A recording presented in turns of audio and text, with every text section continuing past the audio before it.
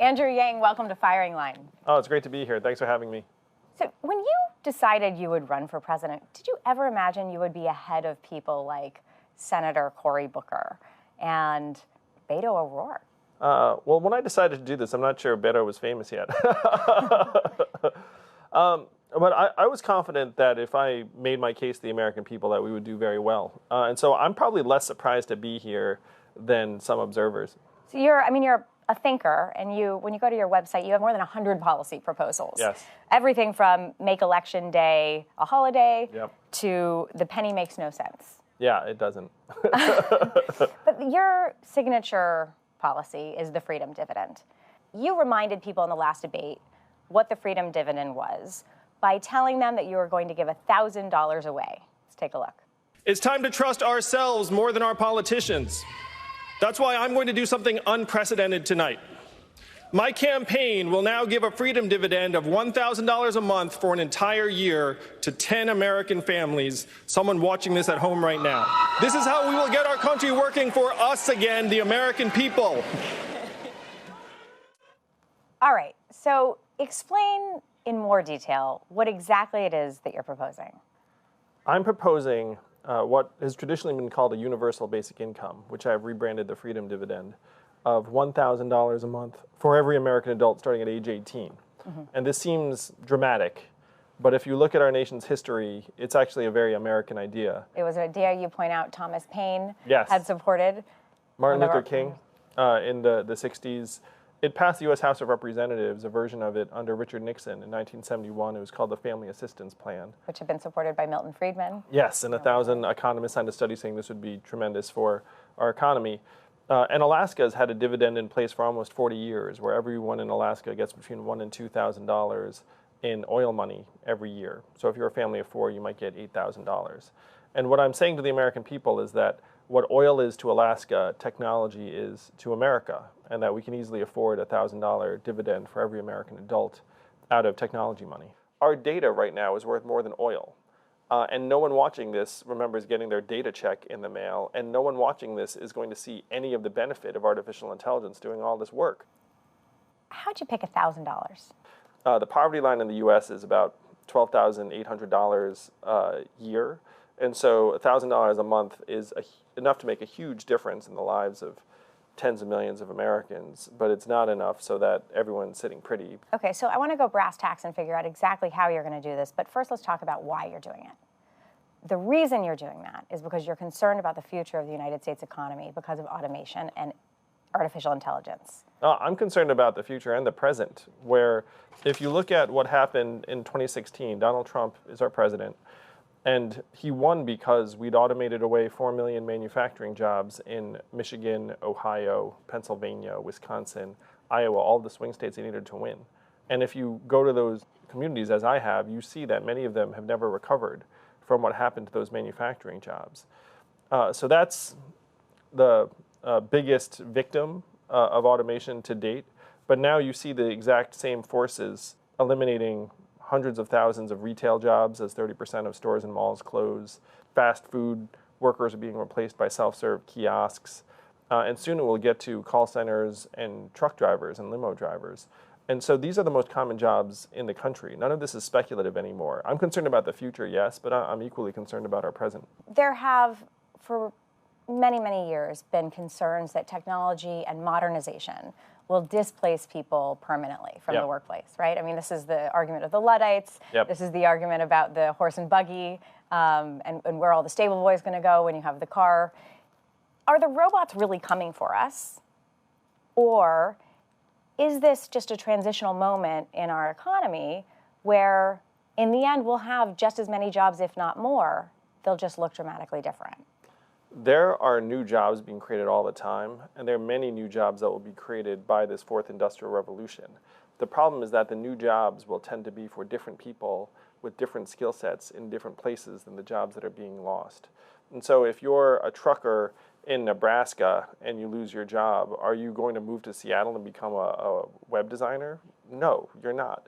Are there going to be some new web designers that get minted in Seattle? Of course. So I've dug into the numbers on what's happening, and our labor market is not transitioning. And the easiest example is if you look at the manufacturing workers that lost their jobs in the Midwest, almost half of them left the workforce and never worked again. And then half of that group filed for disability. And you then saw surges in suicides and drug overdoses in those communities to the point where American life expectancy has declined for the last 3 years. So this is not a situation where time is healing all wounds. Yeah. Time is actually pushing more Americans to the sidelines in disastrous fashions. So then explain what would happen to the people who are on government assistance when they have the opportunity to have the Freedom Dividend. Do they have to choose, and how do they go about choosing? So every American is eligible for the Freedom Dividend, but if you opt in, it's optional because obviously you're not going to force money on you. But if you do opt in, then you're choosing to forego cash-like benefits, things like heating oil assistance, food stamps, housing assistance, things that are essentially cash substitutes. So how do people figure out which is going to be better for them? Most every American immediately knows whether it's going to be better for them. Because if you're not on assistance, you say, hey, do you want the dividend of $1,000? And that's a very easy call. And then if you're on assistance, you generally know whether you're getting more or less than $1,000 a month. And then it's a fairly easy calculation. So the Freedom Dividend would distribute $1,000 to those people who really need it, who don't have jobs, but also to everybody. Yes. So why not target it to the people who need it? Why does Bill Gates or Jeff Bezos or Mark Zuckerberg need $1,000 a month? One of the reasons why I'm unconcerned about giving Jeff Bezos $1,000 a month is that if we pay for it by having a tax on Amazon, which is my plan, then Jeff's going to end up paying hundreds of millions or billions into the system. And then if we try and give him $1,000 a month to remind him he's an American, that's probably a win. So it's immaterial to us whether Jeff takes or doesn't take the $1,000 a month. You've proposed paying for it by a VAT. Yes. A value-added tax, which is very common in Europe and other countries, but it's a consumption tax. And one of the questions you get is that it's people at the lower end of the economic spectrum who end up paying more. I mean, the hit against it is that it's a regressive tax. So how do you account for that? Well, there are a few things. There's a saying like, why did you rob the bank? Because that's where the money was. So where is the money today? The money is all in the Amazons and Googles and Facebooks and Ubers of the world, like these billion and trillion dollar tech companies that are paying very, very low tax rates. Amazon literally paying zero in taxes last year, and that's not unusual for them. They generally pay zero or near zero. And so then you look at it and say, okay, how do we change that? Because they're very, very good at avoiding our current corporate income tax structure. And so if you have this value-added tax, you end up generating hundreds of billions of dollars in new revenue. But how do you generate that? I mean, you're not taxing Amazon in order to pay for this, though. You're taxing consumption. Well, you're taxing every Amazon sale and transaction, including a lot of the business-to-business stuff that goes on that doesn't even touch consumers.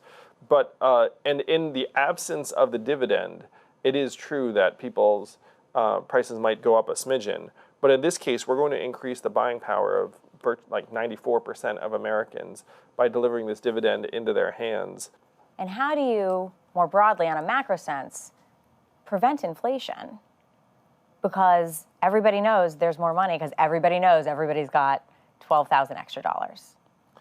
So if you look at the sources of inflation in our economy right now, they tend to fall into three categories. Unfortunately, the three things that make us miserable: housing, education, and healthcare. If you look at other categories like food, clothing, electronics, media, books, the prices are staying more or less the same or the quality is improving. So putting money into our hands is not the thing that's causing inflation right now. Let's say I'm a business and then I'm like, ooh, everyone has more money to spend, and I decide to like ratchet up my prices. All it takes is one business in my category, let's call it a restaurant, that does not raise the prices for there to be pressure on me to like bring my prices back down. Because just because I have a little more money does not all of a sudden make me cost insensitive. You're saying competition is what's going to create price stabilization. Yeah, in dynamic markets, in these consumer categories, yes. Because if you give me an extra $1,000 a month, it doesn't mean all of a sudden I don't like bargains or I don't like good values. People will still be sensitive to the fact that meals cost a certain amount. So there are some studies that suggest that this kind of a policy would actually hurt productivity of the nation overall. It would hit GDP. Oh, I love this question so much. You know, our kids are about the same age. My wife's at home with our boys, 6 and 4, one of whom is autistic. And right now, her work counts as zero in GDP.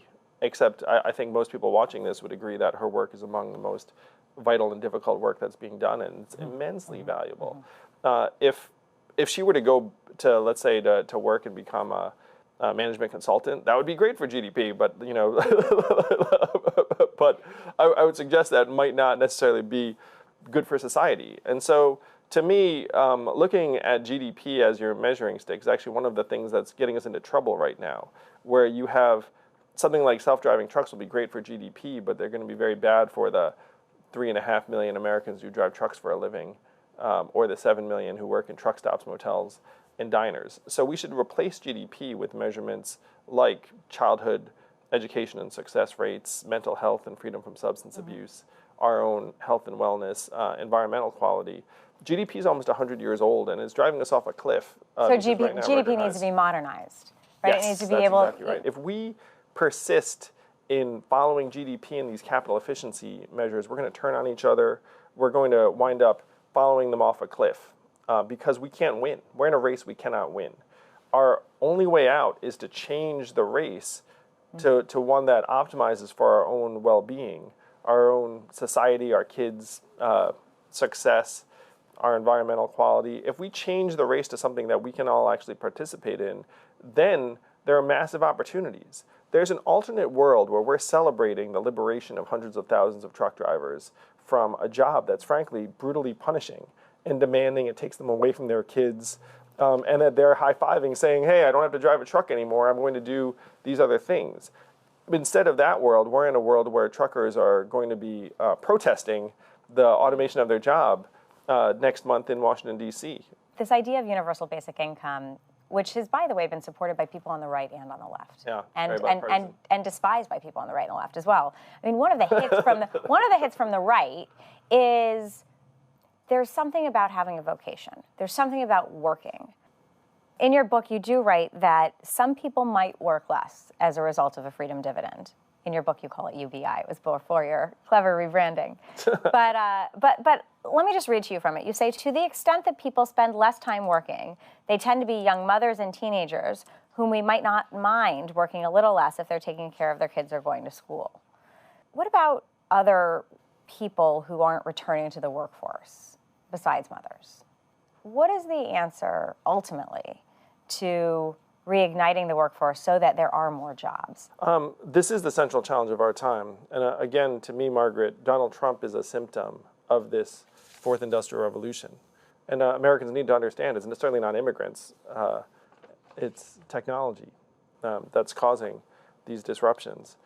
And the transition is going to be messy almost no matter what we do. If you look at the Industrial Revolution at the turn of the 20th century, which for some reason we seem to have forgotten, but there were mass riots. We inaugurated Labor Day in response to riots that killed dozens of people. We originated labor unions. We implemented universal high school in 1911. And so there are some people who lazily say, it's like, oh, we've been through this before. It's like, yeah, we did go through this before, and it was terribly difficult and messy and even violent. And the best projections say that this industrial revolution will displace 2 to 3 times as many workers as that industrial revolution in a shorter time frame. The examples I use are the ones that we can already see around us. Being a retail clerk is the most common job in most of the country. The average retail clerk's a 39-year-old woman making between $9 and $11 an hour. 30% of stores are closing. We can see it around us all the time. And the way they're closing is not that a robot all of a sudden came in and took the clerk's job. It's that the robot is in the Amazon fulfillment center that is sweeping away all of the malls and stores. You have said that humans will be indistinguishable from robots within a number of months. All right, so I want to show you something. We used the chat function on your campaign website, and we asked it, are you human? And it said back to us, please provide your email address and we'll get back to you. So we asked again, are you a robot? It said, I'm afraid I didn't understand. Could you please try again? So is it a robot or a human on your campaign website? Oh, that's definitely a robot, because that would be a pretty bad human who who kept asking. How many jobs are you displacing in your campaign with robots? Well, we're hiring like mad, so we're definitely an example of humans and machines working together to try and make a society that works for humans entirely. So our machines are the friendly kinds. One of the things I've noticed is that you like to point out that conservative economist and Nobel laureate Milton Friedman supported something similar to universal basic income, the negative income tax, which means that if your income is below a certain level, you actually get money from the government. So why not a negative income tax? Well, negative income tax is like the sibling to the dividend.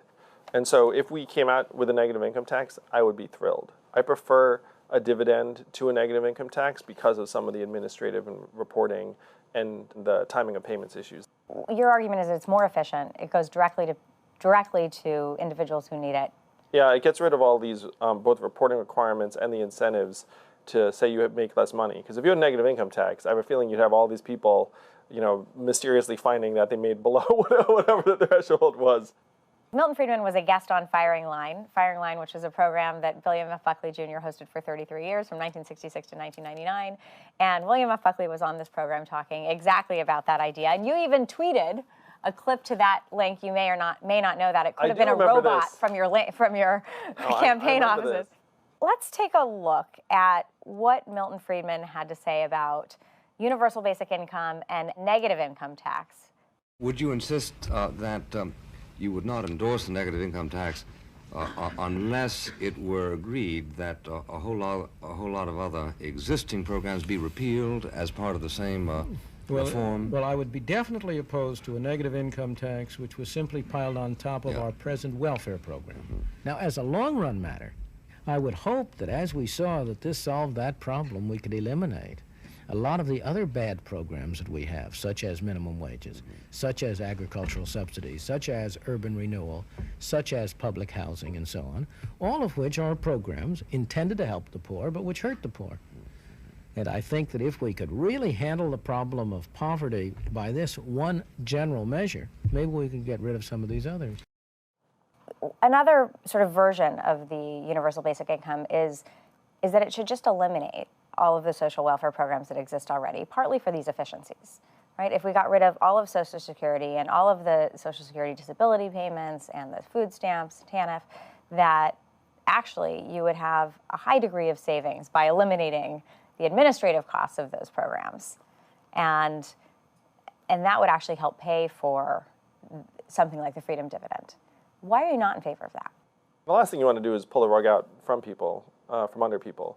And so, to me, to the extent that there is any transitioning from existing programs to the Freedom Dividend, it would be over an extended period of time and almost entirely voluntary.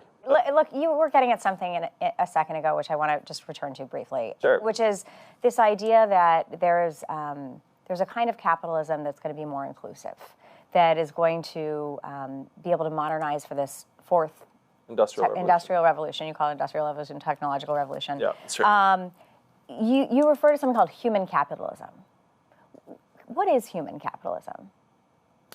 So capitalism is working almost exactly as it's designed to. It's designed to maximize returns on capital. The problem is that we've assumed that human workers would be central to the process of optimizing our capital. What do I mean by that? So in the 20th century, if I had a big successful company, I would need to hire lots of people. I would need to pay them enough so they could buy my stuff. I would need to care about what happens in my hometown. And the economic benefits get distributed throughout society. Now I can have a very successful company. I do not need to hire lots of people. If I do hire them, I don't need to treat them well or give them benefits. I can turn them all into gig workers or Uber drivers. I don't need to care about what's happening in my hometown because I don't sell just in my hometown. I'm a global company. And so the benefits are not being distributed the way that we assume. But our system's working exactly as it's designed because it's still maximizing returns on capital. So the capital is getting hoarded in the hands of fewer and fewer organizations and individuals, and the average American is just looking up saying, I'm not participating. So you put the emphasis on people because you want to be able to incorporate all these other elements into capitalism that you think that our system is excluding or leaving behind? Well, our system's not designed to include them. What I'm saying is the system's working exactly as it's designed. So here's what I find very curious about your approach, is that you're still talking about capitalism. And you are now, in most polls, 5th or 6th in the Democratic primary, but you're 3rd amongst young voters, 18 to 29-year-olds, 18 to 34-year-olds. And you're talking about capitalism, you're not running from it. It's a very different message from democratic socialism. Do you intend to defend and improve capitalism? Do you intend to provide an alternative to democratic socialism that has so captured the imagination of so many youth? Well, I think that the socialism-capitalism dichotomy is extraordinarily out of date and unproductive. And what I do is I quote my friend Eric Weinstein, who said that we never knew that capitalism was going to get eaten by its son, technology. That's where we are right now. But you're arguing that capitalism just needs to be made more human. I'm arguing that capitalism needs to evolve and change its very goals. And that if we can actually turn capitalism's energies towards making us healthier and stronger and happier and mentally healthier, then that would be a win. A couple other things have popped on the campaign trail over the weekend. The New York Times published a new allegation of sexual misconduct about Supreme Court Justice Brett Kavanaugh. And several of the Democratic candidates, your competitors, have called for him to be impeached. Do you join them in calling for his impeachment? Yeah, I think that to me, it's a shame that he was ever confirmed. And if we can get him out of there, then I am all for it. To me, the fact that he got essentially crammed onto the Supreme Court and Merrick Garland was blocked, to me, it suggests that we need to have term limits for Supreme Court justices. And I would look to expand the number of Supreme Court justices as president. Do you know what happened last time they tried to pack the court? I do, and it's been a long time since then. But if you look at our history, we've had 5 Supreme Court justices, we've had 12 or 13. There's nothing anywhere written that it needs to be a particular number. So you would want Justice Kavanaugh out not because of his behavior, but because of the process that put him there and the breakdown in the process. I think his confirmation was a mistake. I think that because of his judicial philosophy, or because of the fact that Merrick Garland didn't get a vote. I just don't think that Brett Kavanaugh belongs on the Supreme Court.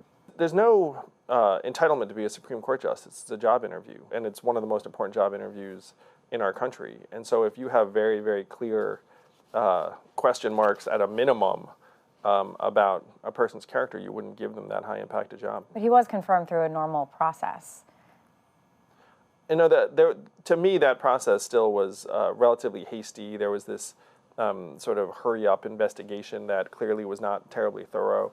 And so I had problems with both the process and the outcome. One more question. You were asked a question about charter schools in the debate, and you weren't really given the opportunity to answer it. But why don't parents who are stuck in school districts that aren't performing, why shouldn't they be able to choose which schools they can take their children to? Well, I said on the debate stage, I'm pro-good school, and that there are good schools of every type that I've seen. And that's all. What you're a parent, I'm a parent, that's all we want. We just want to be able to send our kids to a school that we're excited about. So you're in favor of charter schools? I think that there are many charter schools that are doing fantastic work, and that we should not somehow paint all of these schools with a broad brush. You said one thing in the debate that I'd love to have you take a look at. Here's what you said about how people should start businesses. I was an unhappy lawyer for 5 whole months, and I left to start a business. And I'm going to share with you all one of the secrets to entrepreneurship. If you want to start something, tell everyone you know you're going to do it. And then you don't have a choice. That struck me because we met a couple of years ago, and one of the first things you told me is that you were going to run for president. And I wonder if you were telling people you were going to run for president, because at that point, if you tell enough people, then you have to do it. Well, I meant what I said, which is I discovered a long time ago that if you tell everyone you're going to do something, then you're going to do it. And so when you become certain you're going to do something, then you should tell the world. And sometimes they even drop everything and help you. Andrew Yang, thank you for coming to Firing Line. Thank you. It's great to be here. Firing Line with Margaret Hoover is made possible by the Margaret and Daniel Loeb Foundation. Additional funding is provided by Corporate funding is provided by Stevens, Inc.